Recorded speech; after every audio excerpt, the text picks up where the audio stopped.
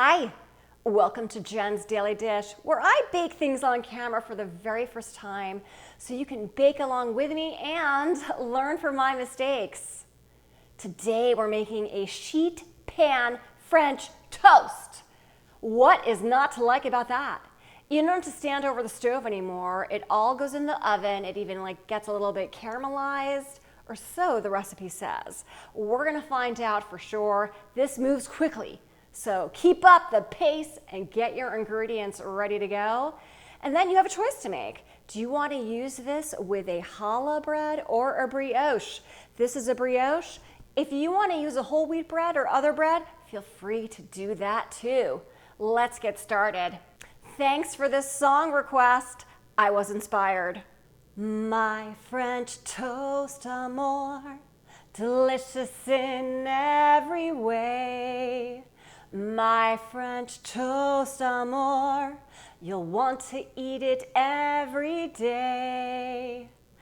In the oven, it bakes so fast into perfection. It will be your new sweet affection, but you will have the very last say. Well, I will too, because I'm making it right now, but let me know what you think after you make it.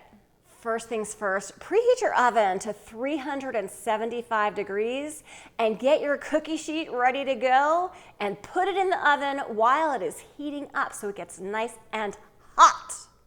Milk, buttermilk, vanilla, nutmeg, salt.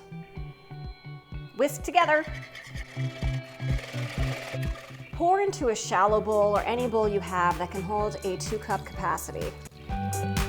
Feel free to use the same bowl you just used. Add in your eggs, brown sugar, that other half of salt. Whisk together. Feel free to leave in this bowl, but I'm going to pour it into another bowl just to keep things all equal.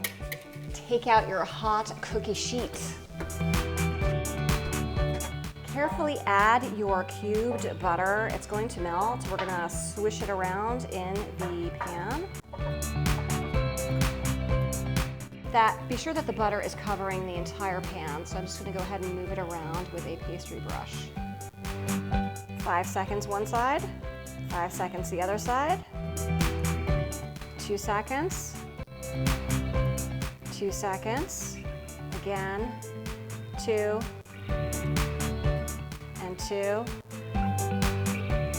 Let the excess drip off. Move to your baking sheet. Into the oven for 15 to 20 minutes. The bottom should be a golden brown, and then we're going to take it out and flip it over. All right, let's see if the bottom is golden brown. Let's try this slice. And it looks golden brown. We're going to take it out.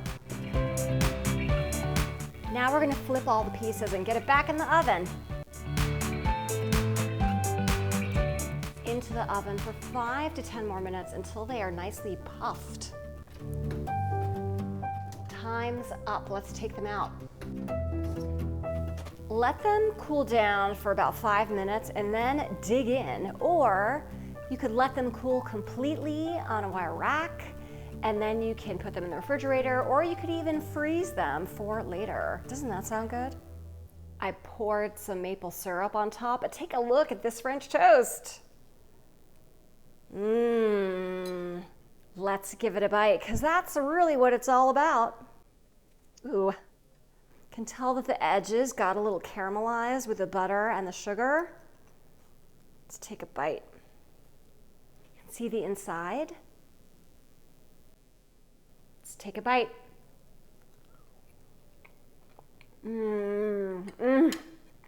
This is great. It has that caramelized flavor around it, sort of like a creme brulee-esque slightly, but it is super moist and fluffy inside.